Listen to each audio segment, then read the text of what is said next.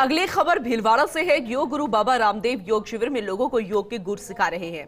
भारतीय शिक्षा बोर्ड के चेयरमैन एन.के. सिंह भीलवाड़ा पहुंचे। उन्होंने योग गुरु बाबा रामदेव से मुलाकात और चर्चा की। भारतीय शिक्षा पद्धति में गौरव का बोध लाने के लिए परिवर्तन किए जा रहे हैं। इस मौके पर भारतीय शिक्षा बोर्ड के चेयरमैन एन.के. सिंह से खास बातचीत की हमारे संवाददाता नवीन जोशी ने।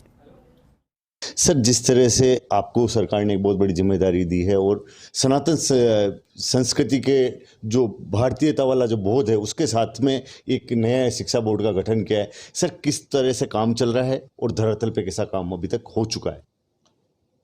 भारतीय शिक्षा बोर्ड भारत सरकार और पतंजलि योगपीठ का एक संयुक्त उपक्रम है, जिसका मुख्य उद्देश्य है इस अमृत महोत्सव के दौरान मैकाले की शिक्षा पद्धति का जो विष हमारे भारतीय मानस में भारत को उपनिवेश सांस्कृतिक रूप से निरंतर बनाए रखने का रहा, उसका एक अमृत समाधान के रूप में भारतीय शिक्षा बोर्ड है। सर, जिस तरह से गलत इतिहास पढ़ाया जा रहा है, उस इतिहास को बदलने के लिए भी कोई शिक्षा बोर्ड के पास में कार्यनीति है? देखिए, हम लोग इतिहास के संदर्भ में बहुत ही संक्षेप में 3 बातें आपको बताऊं। एक तो जो बच्चों को इतिहास पढ़ाया जाता है वो दिल्ली केंद्रित ज़्यादा है, दिल्ली सेंट्रिक। जब हम दिल्ली सेंट्रिक आते हैं तो दिल्ली के जो सल्तनत और बादशाहों के इतिहास के ओर ही हम केंद्रित हो जाते हैं। हमारा जो भारतीय शिक्षा बोर्ड का लक्ष्य है वह इतिहास का विविधीकरण करना है। जितने भी क्षेत्रीय किंगडम्स रहे हैं, क्षेत्रीय स्वायत्तता रही है, क्षेत्रीय आन बान शान के लिए शहादत देने वाले या शौर्य दिखाने वाले लोग रहे हैं, ताकि बच्चों के मन में भारतीय इतिहास के बारे में पराजित भाव न आए, बल्कि एक शौर्य और धैर्य का भाव आए, एक अपने प्रति, अपने पूर्वजों के प्रति सम्मान का बोध आए। इस खाई को कम करने के लिए क्या कार्य योजना है सर? देखिए, हमारे मेवाड़ की बात आपने की, बहुत ही अच्छा उदाहरण दिया आपने।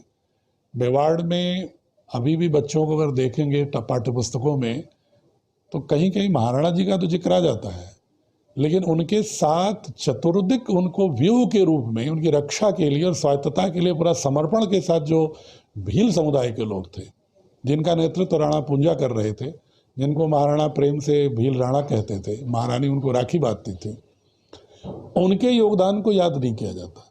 अगर उनके योगदान को याद किया जाए तो स्वाभाविक रूप से बच्चों के मन में भाव आएगा कि भारत के विभिन्न समुदाय एक साथ एकत्व के बोध से अपनी स्वतंत्रता और अपनी सम्मान के लिए संघर्ष करते थे, भेद नहीं था। और साथ ही जनजाति महानायकों के विषय में भी उनको जानकारी होगी, तो जो समुदाय आज के वंचित वर्ग के कहलाते हैं, उनकी अगर कृतित्वों के विषय में बच्चों को जानकारी होगी तो उनके प्रति भी उनके मन में सम्मान और गौरव का बोध होगा।